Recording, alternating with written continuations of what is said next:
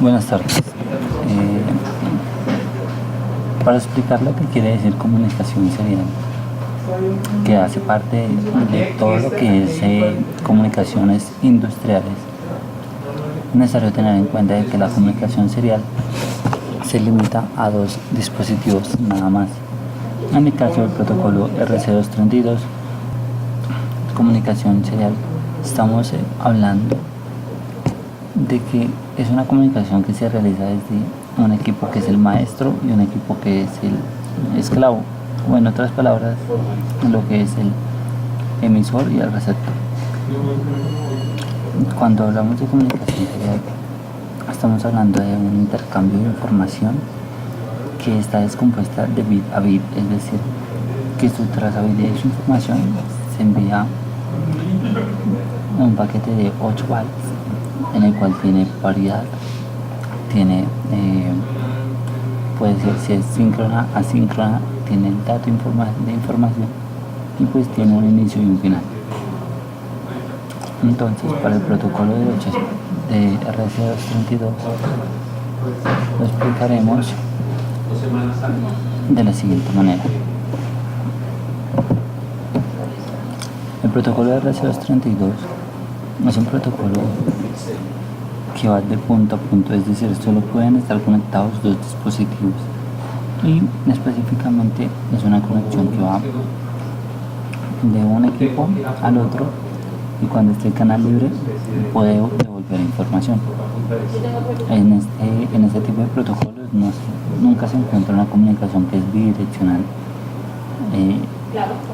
en el mismo tiempo, sino que es una comunicación que sí puede ser bidireccional, pero cada una tiene un tiempo donde el emisor envía su dato, el receptor lo recibe, y hasta que el receptor no reciba el último dato, él no se convierte en un emisor si es que tiene que devolver alguna respuesta.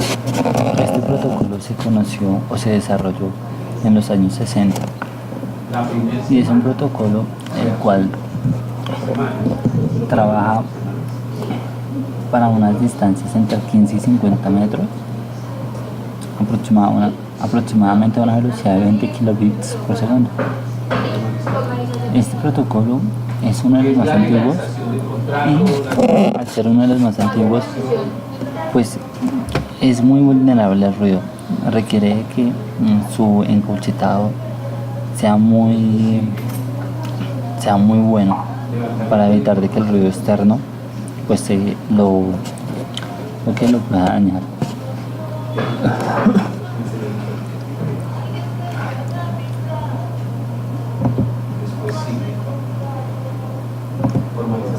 Como podemos ver, en este caso el protocolo RC232 se maneja desde menos 15 voltios y más 15 voltios, es decir, que es un protocolo que trabaja dos polaridades, negativa y positiva. Necesitas tener una traza en donde hay un bit de inicio, un bit de datos, un bit de paridad y un bit de paro. Como lo decía anteriormente, en el protocolo RC232 se maneja siempre un inicio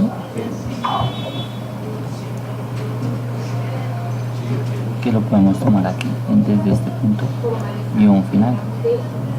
En este caso es hasta acá. Si hacemos la cuenta, tenemos 9 bits y aún así tenemos al final 2 bits adicionales, en donde tenemos un flanco de subida, luego un flanco de bajada. Nuestros datos, esos pueden ser subida, bajada, dependiendo de cómo el dato se envíe, y al final tenemos tras un flanco de subida, el cual nos va a dar la paridad, y un flanco de bajada que se va a mantenerse en bajada para saber de que el canal está libre para seguir transmitiendo.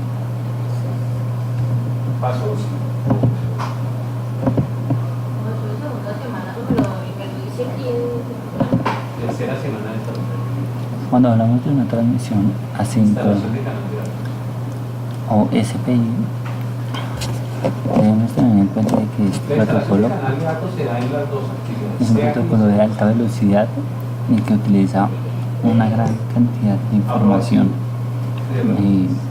que es capaz de transportar una gran cantidad de información no está limitado a un solo dispositivo, sino a varios dispositivos. Esto gracias a que cada uno de los dispositivos le da un nombre específico en la trama de datos y pues que puede manejarlos en el orden que él quiera. Siempre en este protocolo se tiene un maestro y un esclavo. En este caso se puede evidenciar de que tenemos en la parte izquierda nuestro maestro, el cual tiene un reloj, tiene un emisor, un SPI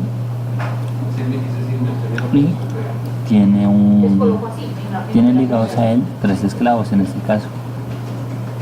Si evidenciamos los relojes de nuestro sistema aquí mencionado, todos están sincronizados. Esto con el fin de que los datos no se nos pierdan ni que perdamos los anchos de pulso.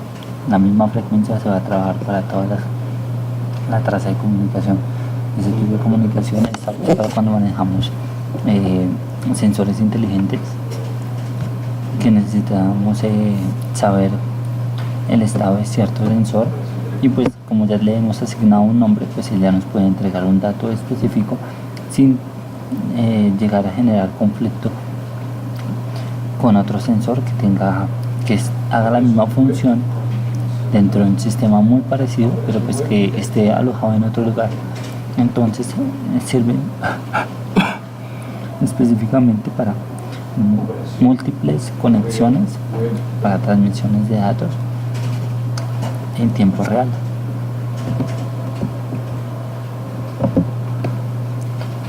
Y bueno, cuando estamos hablando de comunicaciones seriales síncronas o bien mencionadas SPI, debemos de tener claro de que nuestro sistema tiene, como estábamos diciendo anteriormente,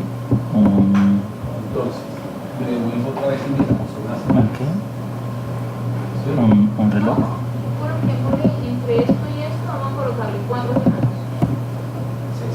Tenemos lo que es nuestro reloj.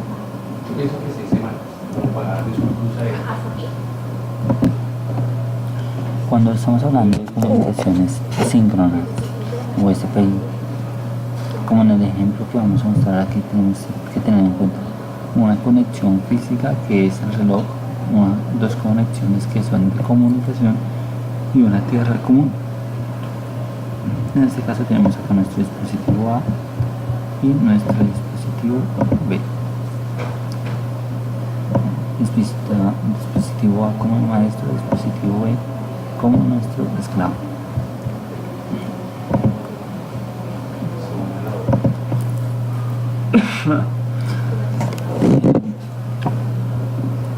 Como se evidencia en la figura, tenemos aquí nuestra señal de reloj, nuestros datos enviados y nuestra señal de maestro. Cuando se inicia la comunicación por protocolo de SPI, se logra presenciar cómo la señal de tierra hace un levantamiento sobre una línea sobre la cual se establece para todos los dispositivos conectados de que la línea está en este momento se está utilizando, de manera que ninguno de los demás dispositivos va a intentar transmitir o va a esperar hasta que esta línea baje para poder comenzar a transmitir o devolver información.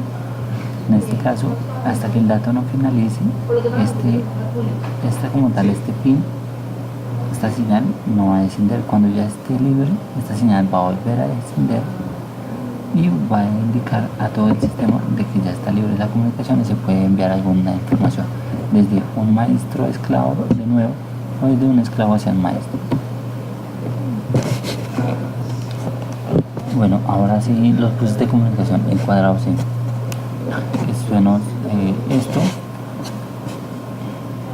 este protocolo de comunicación ha sido desarrollado para que tengamos, al igual que el anterior, múltiples dispositivos conectados. Estos múltiples dispositivos conectados no solo van a permitir el uso de sensores inteligentes, el uso de dispositivos por comunicación, sino que se va a poder mantener una comunicación mucho más amplia. En este caso ya no trabajamos un SPI específicamente, sino un SDA y un SSL. De tal manera de que ya no estamos trabajando con 4 cables o 15 cables como en los anteriores protocolos, sino estamos trabajando nada más dos cables. Para este tipo de comunicación es necesario colocar 2 resistencias que estén en POLAP al VCC, las cuales nos van a generar la impedancia y pues una resistencia necesaria para que todo el protocolo pueda transmitir sin ningún inconveniente. En este caso, como tenemos solo 2 líneas, una de ellas se utiliza para reloj y la otra se utiliza como canal de comunicación. Cada uno de los dispositivos está sincronizado y la segunda línea va a mantenernos pues con todos los datos en transmisión. Cuando estamos hablando del protocolo de comunicación y cuadrado 6, ya dijimos de que tenemos una señal de reloj y tenemos una señal de datos. Pero pues lo importante en este tipo de comunicación es la cantidad de dispositivos que podemos tener conectados. Este tipo de comunicación nos permite tener un máximo, según la teoría, de 254 o 255 dispositivos conectados. Pero pues tantos dispositivos en 2 solo líneas van a generar de que tanto la corriente se caiga. Aparte de eso, la distancia entre dispositivo y dispositivo no puede ser muy grande, tanto así que tendríamos que decir que los 255 o 254 dispositivos a conectar tendrían que estar todos pegados. Entonces, para esa desgracia, pues no tendría sentido utilizar un protocolo muy eficiente cuando tenemos que tener todos los sensores conectados en un mismo lugar. Entonces no sería muy viable su uso. Por lo general se utilizan entre unos 30 dispositivos como máximo. Esto para poder garantizar una muy buena conexión, una gran distancia y una velocidad de transmisión adecuada.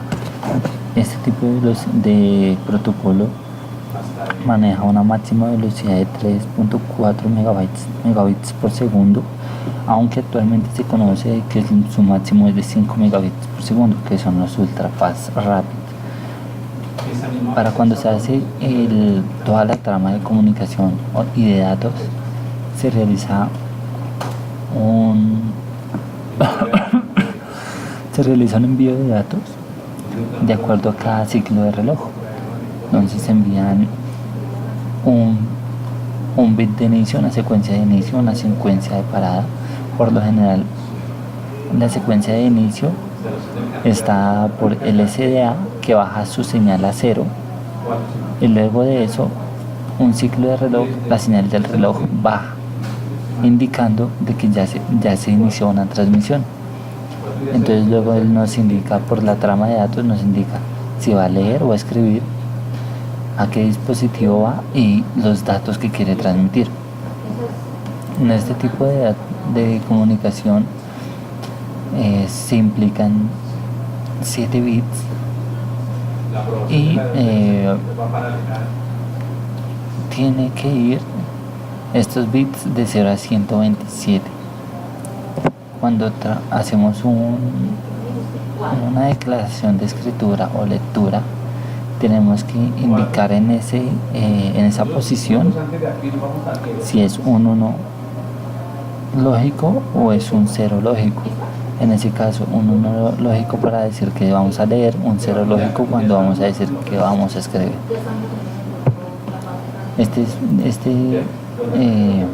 En este caso, los dispositivos que son esclavos pueden enviar secuencias, pueden enviar la dirección, envían el registro a donde se va a escribir el dato y da la secuencia de parada. Los maestros en este caso pues simplemente van a estar leyendo o esperando que se registre información dentro de ese registro de datos y luego pues se va a trabajar. Esos 15 días aquí arrancamos entrando tanto en este protocolo de comunicación como en el anterior, en el SPI, se tiene una gran ventaja, ya que podemos colocar dispositivos como LCDs, servomotores, DSPs, microcontroladores, los cuales se comuniquen y puedan ser dispositivos inteligentes a la final. y puedan trabajar todos de manera real, de manera continua, sin depender de una comunicación básica o de unas sentencias que siempre se estén dando en el puerto de comunicación. Para este protocolo se utiliza por lo general una capacitancia máxima que es de 400 picofaradios, y esto hace referencia a la cantidad de dispositivos que tenemos conectados. Por eso es que al parecer el máximo permitido, el máximo trabajable con una muy buen desempeño son unos 30 dispositivos. Incluso se han encontrado registros donde se han puesto 127 dispositivos, pero pues igual la distancia disminuyó. Entonces siempre hay que tener en cuenta la capacitancia máxima, que son de 400 picofaradios, para que se pueda tener una eficiencia adecuada y pues no perder la capacidad que tiene este protocolo de transmitir datos de 3 a 5 megabytes por segundo. Bueno, ahora vamos a hablar del protocolo RC485. Es un protocolo que es balanceado y es diferencial, que permite una conexión multipunto, al igual que un SPI unicuadrado C, y que está basado sobre un mismo esquema del RC232.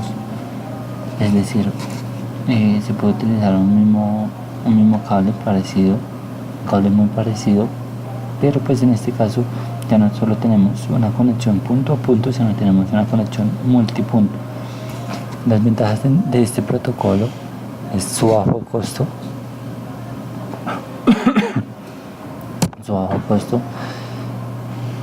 y que para este tipo de protocolos los integrados que se encuentran en el mercado pues son baratos, y que la fuente para trabajar no está limitada, al igual que los RC232 a una fuente dual de 12 y menos 12 voltios, sino que es una fuente regulada a 5 voltios con un voltaje mínimo de 1.5 voltios.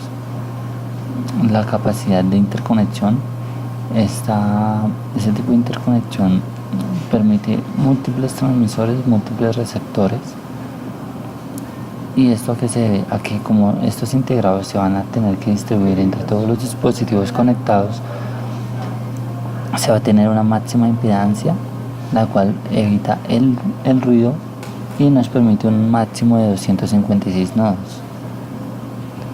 Esta ventaja respecto a la impedancia hace que los dispositivos pueden estar a una distancia máxima entre unos 50 y unos 4.000 pies de longitud. O sea, la máxima son unos 4.000 pies, a diferencia de un RC232 que lo máximo son unos 50-100 pies. Y pues como otra ventaja que se tiene es que este protocolo ya no trabaja a 5 megabits por segundo, sino a 10 megabits por segundo. Como este es un protocolo que es balanceado, es un protocolo que no es necesario se integren a él resistencias en POLAP, ni que se tenga que colocar sistemas adicionales de corriente, ni sistemas que nos den aún mayor corriente en la línea de comunicación. Esa es una de las grandes ventajas que tiene este protocolo. Una de las características que le da una ventaja sobre el protocolo de RC232 es que en este protocolo ya se hace un aislamiento al ruido, ya que se utiliza un cable de par trenzado y pues terminales específicas, las cuales no nos van a permitir tener un aislamiento completo de toda nuestra estructura para el tema de comunicaciones.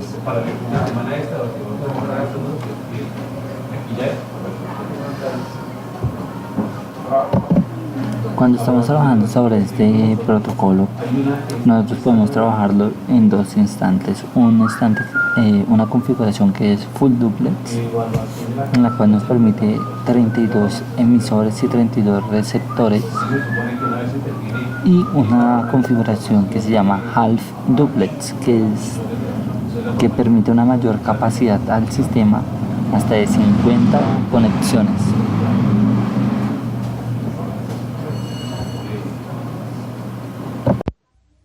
Las comunicaciones industriales. Hoy en día, las comunicaciones industriales adquieren una gran importancia en nuestro sistema de automatización.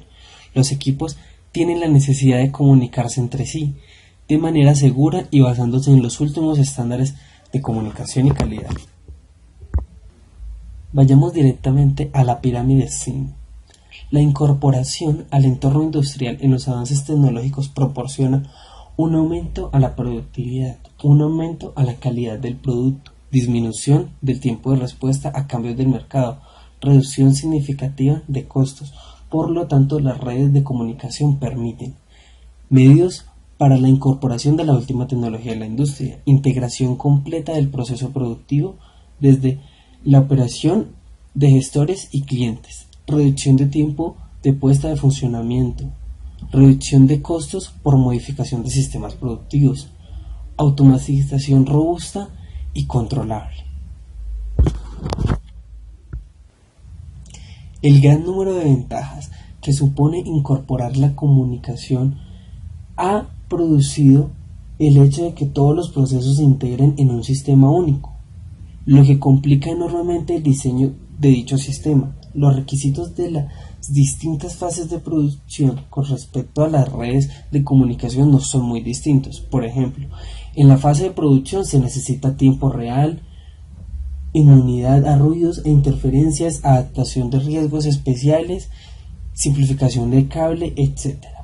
En la fase de diseño se necesita acceder a grandes cantidades de información, sistemas CAD, estudios de mercado, etc., no siendo crítico el tiempo de respuesta. Los gestores de las empresas necesitan acceso a las bases de datos de producción, calidad, costos, comunicación con los clientes y proveedores. Por lo tanto, la solución es jerarquizar los niveles de comunicación, eligiendo los niveles según sus requerimientos. Cada subsistema es un sistema que debe comunicarse directamente con los mismos subsistemas de su nivel y con los niveles inmediatamente superior o inferior. Por lo tanto, se adopta una jerarquización piramidal, que es la pirámide de Ziegler, en donde encontramos los niveles de gestión, niveles de supervisión, niveles de control y niveles de sensado. En nuestro primer nivel, el nivel de acción, también llamado nivel de sensado o nivel de célula, o inclusive en algunas literaturas nivel de instrumentación, está formado por los elementos de medida, sensores, mandos actuadores distribuidos en una línea de producción. Son los elementos más directamente relacionados con el proceso productivo, ya que son los actuadores encargados de ejecutar las órdenes de los elementos de control para modificar el proceso productivo, y los sensores miden las variables en el proceso de producción, como por ejemplo nivel de líquidos, caudal, temperatura, presión, posición. Como ejemplo de actuadores están los motores, válvulas, calentadores, entre otros. En nuestro segundo nivel encontramos el nivel de control, o también llamado nivel de campo.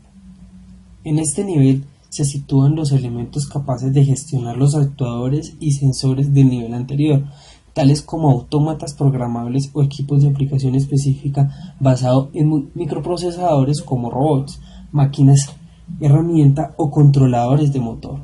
Estos dispositivos programables permiten que los actuadores y sensores funcionen de forma conjunta para ser capaces de realizar el proceso industrial deseado. Los dispositivos en este nivel de control, junto con los del nivel inferior de acción de sensado, poseen entidad suficiente como para realizar procesos productivos por sí mismos. Es importante que posean unas buenas características de interconexión para ser enlazados con un nivel superior de supervisión y generalmente a través de los buses de campo. Ahora, en nuestro siguiente nivel, el nivel de supervisión o nivel de planta, en este nivel es posible visualizar cómo se están llevando a cabo los procesos de la planta, a través de entornos escala, supervisión de control y adquisición de datos. Poseer una imagen virtual de la planta de modo de que ésta se pueda recorrer de manera muy detallada, o mediante pantallas que resumen ser capaces de disponer de un panel virtual donde se muestran las posibles alarmas, fallos o alteraciones en cualquiera de los procesos que se llevan a cabo. Ahora ya en la punta de la pirámide SIM encontramos el nivel de gestión o también llamado nivel de fábrica. Este nivel se caracteriza por gestionar la producción completa de la empresa, comunicación de distintas plantas, mantener la relación entre los proveedores y clientes y proporcionar las consignas básicas para el diseño y la producción de la empresa, en el que se emplean PCs industriales, estaciones de trabajo y servidores de distinta índole. En resumen, SIM es un modelo de automatización jerárquico que busca incrementar la eficiencia de todos los componentes de la empresa relacionados con la producción y fabricación de algún producto. Ahora vayamos a las arquitecturas de comunicación basadas en SIM. Diferentes arquitecturas de comunicación para la industria han sido desarrolladas de acuerdo con el concepto SIM, siguiendo un modelo de jerarquización de redes. Entre estas distinguen tres niveles de comunicación que son nivel de información, nivel de control y nivel de dispositivo. Entre las arquitecturas que actualmente se han desarrollado se pueden mencionar las siguientes dos: Netlink y CNET. Pero bueno, nosotros vamos a centralizar un poco más en las arquitecturas CNET. Esta última es desarrollada e impulsada por la empresa alemana Siemens. Ya veremos en la figura. Como se puede observar, en la figura de la arquitectura CNET se compone de tres niveles jerárquicos, que son información, control y dispositivo. Se observa que para cada nivel y a su vez tiene asignada una red. Estas son IDDI, nivel de información de empresa, EtherNet, información de la planta, Profibus, nivel de control, Fieldbus, nivel de dispositivo. La jerarquización de las redes de comunicación según el modelo afín SIM también tiene unos requerimientos, el cual las puede dividir. En este caso la divide entre redes de información y redes de campo, subdividiéndolas e identificándolas dentro del modelo de la pirámide SIM. Las redes de información van más ligadas a las redes al nivel de gestión, y las redes industriales van más directamente relacionadas con los niveles de supervisión, control y sensado.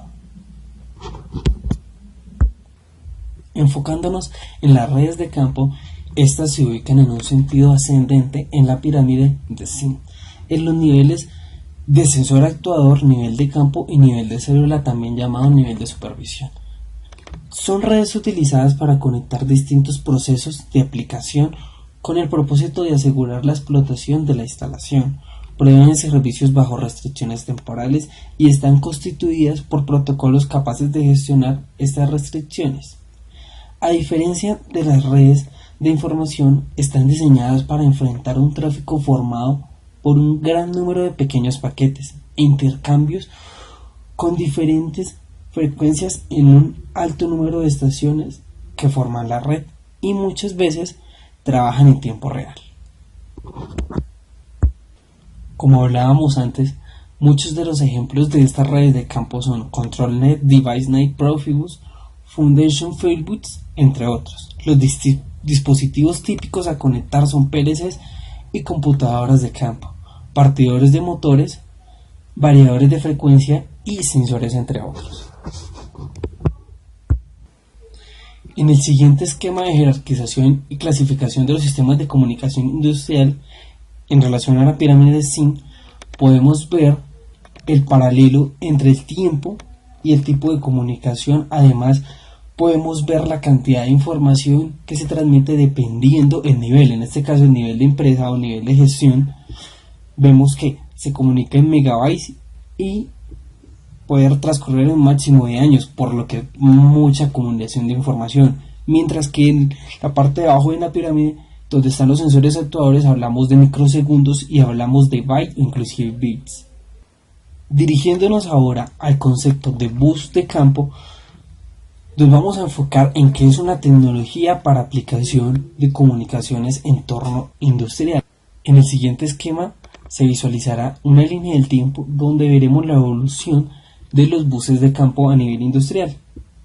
Algunas de las características de las redes de campo son las siguientes: sustitución de la señal 420 mA por señales digitales, aplicaciones de sistemas de control distribuido, interoperatividad entre los dispositivos y sistemas abiertos. En el siguiente esquemático podemos visualizar el porqué del cambio de sustitución 420 mA por señales digitales. Se puede observar que la disminución de líneas en el manejo de la misma cantidad de actuadores y controladores. Un ejemplo muy parecido a este, pero con ciertas restricciones, es el I²C. Ahora observemos el modelo OSI desarrollado por la ISO, Conexión de Sistemas Informáticos Abiertos. Los buses de campo, como las redes de comunicación, están basadas en la estructura jerárquica del modelo ISO. Cada bus de campo implementa capas definidas como en el modelo ISO, pero no necesariamente definidas todas las capas. Las capas que no se definen permanecen vacías o bien son implementadas parcialmente en la misma capa de aplicación. Las capas físicas de enlace de aplicación son siempre necesarias. Observemos la siguiente figura. La figura A nos muestra los buses de campo en general, mientras la figura B, dos buses de campo pertenecientes a la familia de redes SIP.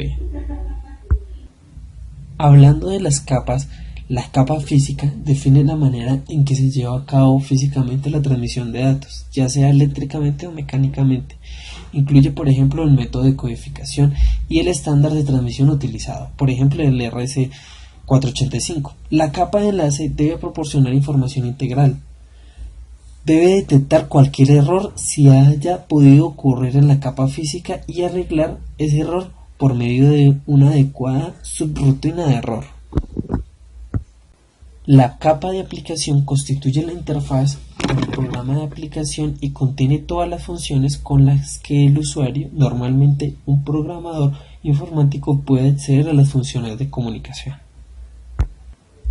Observemos nuevamente un esquemático donde podemos visualizar la funcionalidad en relación al costo y en relación a la complejidad del protocolo según la transferencia de datos de bits a megabytes, viendo desde un protocolo AXI hasta un protocolo industrial Ethernet IP. Subdividiendo los buses de campo por su funcionalidad, la funcionalidad baja en esta categoría, perteneciente a los buses de campo de nivel sensor actuador, están diseñadas para dispositivos simples, como finales de carrera, fotocélulas, relés, actuadores simples, funcionando en aplicaciones en tiempo real, o sea, a nivel actuador sensor, como hablamos antes, que es en microsegundos, y agrupados en una pequeña zona de la plata, típicamente una máquina, básicamente en capas físicas de enlace de modelo OSI, es decir, señales físicas, patrones de bytes de tramas. Algunos ejemplos son CAN, diseñado originalmente para la aplicación en vehículos; SDS, bus para la integración de sensores y actuadores basado en CAN; ATSI, bus de serie diseñado por Siemens para la integración de sensores y actuadores. En la funcionalidad media encontramos los buses de campos pertenecientes al nivel de dispositivo campo de máquina en un modelo SIM. Se basa en el diseño de una capa de enlace para el envío de eficientes bloques de datos de tamaño mediano. Estos mensajes permiten que el dispositivo tenga una mayor funcionalidad, en modo que permite incluir aspectos como la configuración, calibración y programación del dispositivo. Estos buses, capaces de controlar el dispositivo de campo en condiciones complejas de forma coeficiente y a muy bajo costo, normalmente incluyen la especificación completa de capas de la aplicación, por lo que significa que dispone de funciones utilizables desde programas basados en el computador para acceder y cambiar y controlar los aspectos diversos del dispositivo que constituye algunas funciones estándares para distintos dispositivos. Algunos de estos ejemplos de dispositivos son DeviceNet, desarrollado por Rowell Automation, que utiliza como base un buscan e incorporado en una capa de aplicación orientada a objetos. LoWork, desarrollada por Echelon. BitBoots, desarrollada por Intel. DIN Metzboots, estándar alemán de buses de instrumentación basado en comunicación RS-232. Interbus, bus de campo alemán de uso común en aplicaciones medias. En buses de campo de alta funcionalidad, esta categoría pertenece a los niveles de control y de información, es decir, que comunican las capas superiores del modelo SIM con las inferiores. Por ello, estas redes deben ser capaces de soportar comunicaciones a niveles de todos los sistemas de producción SIM.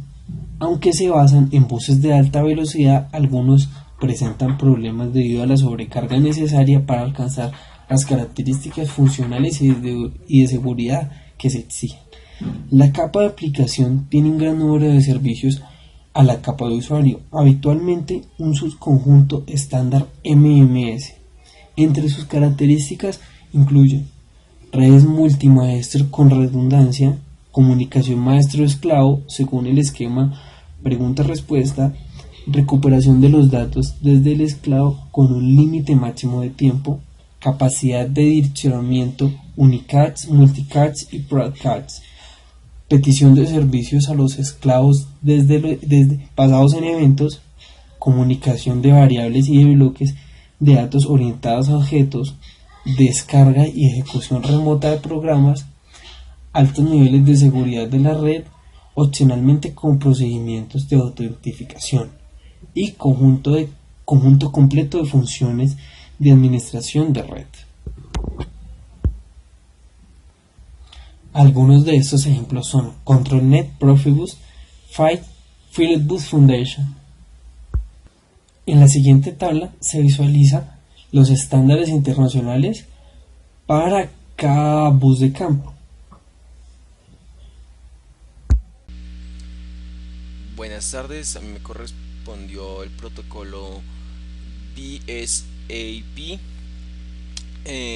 o en sus siglas en inglés, que significan Bristol Synchronous Asynchronous Protocol. Este protocolo es mayormente usado para el control y supervisión de sistemas a escala a bajo nivel. Además, aquí en la presentación podemos encontrar otras características, las cuales es el control por caracteres. Esto lo hace por medio de reportes de excepciones, que es un tipo de algoritmo que reduce la velocidad de tráfico del sistema. Además de esto, nuestro RPE o repetición de excepciones, pues como ya lo había dicho, es mayormente usado para sistemas a escala de bajo nivel. Específicamente este tipo de reporte se usa para entre nodos que responden a una interrogancia. Después de esto, ellos lo único que transmiten son los bytes que ha cambiado en el dato. ¿Qué quiero decir? Él llega y pregunta sobre el dato anterior, y con respecto a eso, él solo transmite el byte que ha cambiado. Esto pues nos ahorra mucho campo en nuestro sistema, y nos acelera la velocidad de tráfico de información, ya que solo estaríamos transmitiendo un byte. Transmisión asíncrona y síncrona, half duplex y full duplex. Eso pues muy claro. Topología tipo árbol. Esta tipología más adelante la voy a explicar, en el cual pues voy a explicar pues la topología tipo árbol, que de este tipo de protocolos de comunicación. Carácter básico de codificación ASCII sin bit de paridad. Sí, eso también está claro. Interfaces de capa física RS232C, RS422, RS423 y RS485. Nosotros mayormente siempre hemos trabajado con la RS485 y el RS232, así que son los que más nosotros hemos usado y pues que nosotros conseguimos los componentes más fácilmente en la industria. La velocidad síncrona es de 187,5 kilobytes por segundo a 1 megabyte por segundo. La velocidad de transmisión asíncrona es de 300 megabytes por segundo, bytes por segundo a 38 kilobytes por segundo. Y la conexión que se tiene que hacer entre los nodos en nuestra capa física mayormente se tiene que hacer con cable tipo par trenzado o cable coaxial o radio. ¿Está bien? Como ya les venía diciendo, el protocolo BSAP contiene 5 principales capas, como lo podemos ver acá, las capas del protocolo, que son basadas en el modelo OSI, ¿sí? Por ende, este tipo de protocolos tienen muchas ventajas por su parentesco con el protocolo TCP, ¿sí? Estos dos protocolos se pueden interconectar mucho más fácilmente en la industria, pues debido a su similitud entre sus bloques. Como les había explicado antes, acá podemos ver pues nuestra estructura tipo árbol, ¿sí? En la cual pues usamos nuestro reporte de secciones, ¿sí? Pero primero vamos a explicar acá las capas del protocolo. Las capas de este protocolo, bueno, la aplicación es pues la que nos va a gestionar la mayoría, nos va a recepcionar toda esta información y nos va a hacer una especie de tratamiento. Seguidamente sigue nuestra capa de transporte. En esta capa de transporte, ella ¿qué es lo que hace? Ella lo único que hace es recepcionarnos la información y después, en el orden en que ella va llegando, la va atendiendo. ¿Listo? Seguidamente tenemos el control de red. El control de red es aquel que nos determina la trayectoria más fácil que nos tiene que debe tomar nuestro mensaje a través de nuestro sistema. ¿Sí? Hay muchas maneras de llegar al mismo punto, pero pues que puede hacer dar mucha vuelta a nuestra información y así empezar a ralentizar nuestra velocidad de tráfico de datos, y esto nos pondrá mucho más lento el sistema. Seguidamente sigue la capa de control de enlace. Esta es la encargada de la robustez de la interfaz del mensaje, integrando mensajes de verificación y recuperación de errores.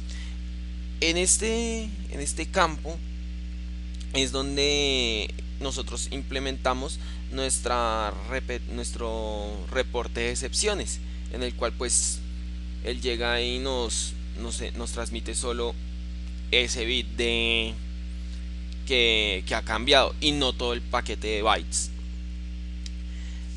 Además, un breve paréntesis, este protocolo entre bloques nos utiliza una comunicación tipo par a par o peer-to-peer en inglés. ¿Qué es lo que nos permite este tipo de comunicación? Es una transferencia de datos en bloque, o sea, es una cadena de caracteres súper larga, en la cual nos divide las direcciones nodo por nodo y finalmente nos viene nuestra dirección nuestro paquete de datos final, el que nosotros necesitamos, con el que nosotros vamos a entrar a trabajar. Por ende, este tipo de comunicación tipo peer-to-peer contiene módulos tipo ACCOL o Master Slave. Este tipo de comunicación pues es lo que nos permite después sí tener solo un maestro y un esclavo, ¿sí? Nuestro maestro normalmente está en la parte de arriba de nuestro árbol y así sucesivamente pues se va dividiendo los diferentes esclavos en nuestros diferentes nodos.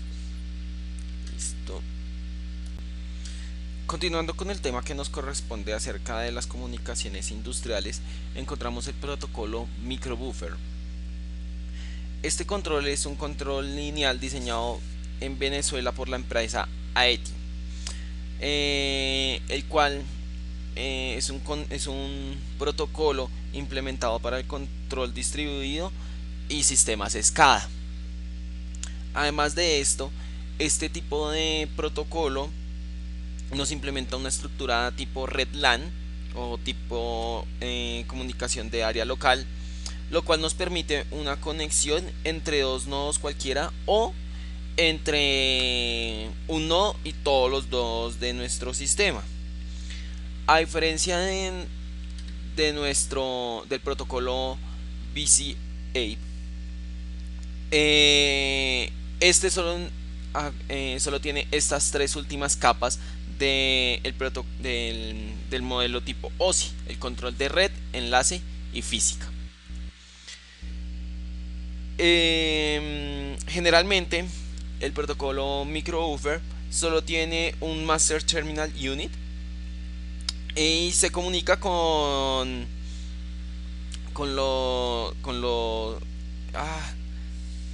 las RTU en HAL duplex.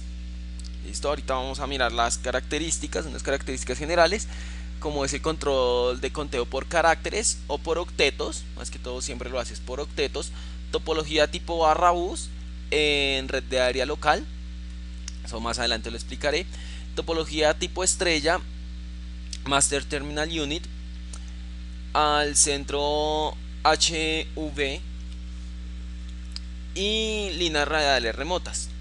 Configuración punto a punto multipunto, esto no lo permite pues nuestra comunicación en red de área local. Este puede tener un número máximo de nodos, 64 por línea, una transmisión asíncrona y síncrona, HAL duplex y full duplex. En interfaces pues usa las más comerciales, el RS232 y el RS485. La velocidad de transmisión depende del medio utilizado.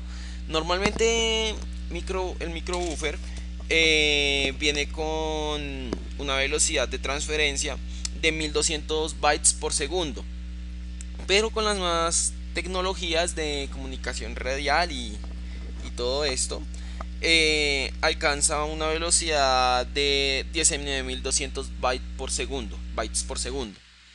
¿Listo? Ahora bien, la trama normal que nos llega para la capa de red, que es la encargada de, por decirlo así, guiarnos por el camino más fácil nuestra información en toda la red, es esta.